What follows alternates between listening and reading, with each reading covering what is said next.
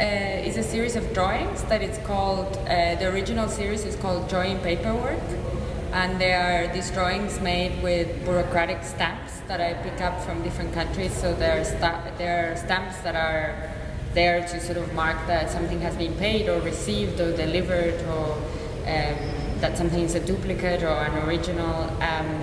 And they are in different languages. And then my idea was, I went through a really long bureaucratic process as a non-European person living in Europe, constantly calling and emailing and corresponding with my immigration lawyer and presenting papers, and so there's something, and I think it's not only linked to immigration procedures, but in general I think we sort of have buried ourselves in this bureaucratic machine that very often makes us feel quite suffocated.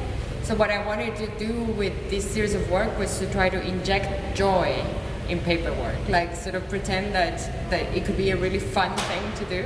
And it's also picking up on those things that maybe we used to do as kids. Like I used to go with my mom because sometimes she couldn't find someone to take care of me. Then she would take me to work, and then I would be like sitting in her office using all the stamps. And what is funny about this sort of relationship to stamping and to papers is that there's a lot of talk about the world going digital, and a lot of it is true, but the main bureaucratic procedures continue to be based on hard copies.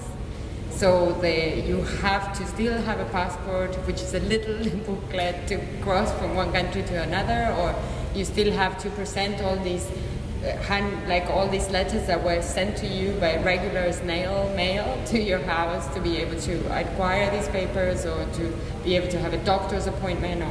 And so basically what the initial series is trying to do is basically just sort of try to subvert that suffocation or that sort of claustrophobic feeling of having to deal with paperwork on a daily basis by sort of being playful about it. So they started a little bit, I started composing grids with them, and then slowly subverting that grid. So there are some of them that are very much like a pattern, and then they start to sort of fall into figuration, and they can become something, and then describe a little world, and then they come back to the grid, and so they have that thing. And for this show, when Luca described to me the premise, I kept thinking about this sort of when they are in a pile and you have to order your papers and put them in different modes of order and classification. And at the same time, the idea of hanging an exhibition, I was thinking, well, the sort of most famous joke about modern art for a more general audience is that you can never know if a painting is upside down. So I just wanted to play with that very